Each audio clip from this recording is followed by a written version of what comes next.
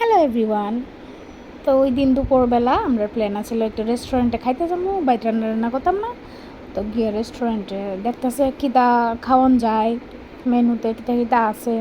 আর এটা কোন রেস্টুরেন্ট অবশ্যই তোমরা জানাইবা, কারণ তোমরা সবাই জানো এটা রেস্টুরেন্টে কোন রেস্টুরেন্ট। তারপর আমিও দেখতেছিলাম যে কিতা খামু, হ্যাঁ দেখে সেটা কইছিল যে তুমি কি খাইবা তুমি দেখো। তারপর আর কিতা রেস্টুরেন্টে গিয়ে একটা জিনিসই তো আছে, দম বিরিয়ানি খাওয়ানোর। শালি থাকলে কি দেখুন শালি থাকলে কিচ্ছু না নাই কি আর দেখুন কইলাম নাই তো আর কইলাম শুনি না শালি থাকলে কি দেখুন খাওয়াইলাম বলে খাওন দিলে খাই লইলে আগে জানি হ্যাঁ আগে তো মানে কিছে মানে যেটা একটা আছে এটা তো বিয়ে দিলাইছে ঠিক আছে ইয়া এখন লইলাম বলে আমরা বইলাম বলে খাওয়াইলাম বলে বেঙ্গলে গেছে আই বলতাম না রাখো বেচারা শালি নাই দেখা খুব দুঃখজনক। যেন বইব খালি এনে কিবা শালি যদি থাকতো ইটা কর লইলে, শালি যদি থাকতো সেই কর লইলে সেই কর লইলে। শালি নাই, যে ও একটা আছিল আমার বান্ধবীর বিয়ে হয়ে গেছে অনেক, তাই হে খুব মিস করে। দেখে আমার প্লেটটা মুছে দিতে আছে। তো আমরা দম বিরিয়ানি আর তোমার রুটি চিকেন কষা অর্ডার করছিলাম।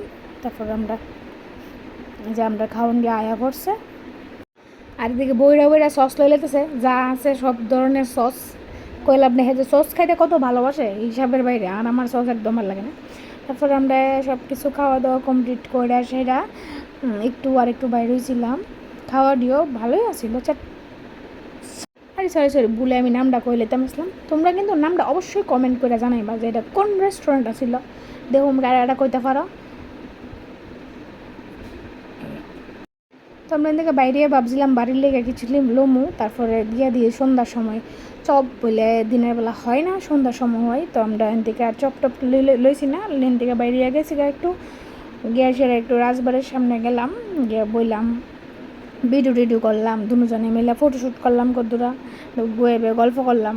এই কারণ এদিন আমরা ছিল 4th লাভ অ্যানিভার্সারি। তোমরা দেখছো আমার স্ট্যাটাস দিছি, যাই হোক অ্যানিভার্সারি বিয়ার হয় লাভের হয় কত তার অ্যানিভার্সারি হয় হিসাবের বাইরে। তারপরে গেছিলাম আমরা ইষ্ট দেবতা রাম ঠাকুর মন্দিরে নমস্কার করে সেরা। তারপরে আমি গেছিলাম ওইখানে একটা গোমাতা আছে, গোমাতারে দেখতে অনেক বড়। যারা এই মন্দিরটাতে গেছে অবশ্যই দেখছো। তো আমি গিয়ে দিই, দরজাটা খোলা ছিল, তো দরজাটা খোলা যেহেতু আসিল আমি গিয়ে সেটা দিলাম, ঘাস দিলাম। তারপরে দূরে থেকে বলতেছে এই ভিতরে যাও না, ভিতরে যাও না।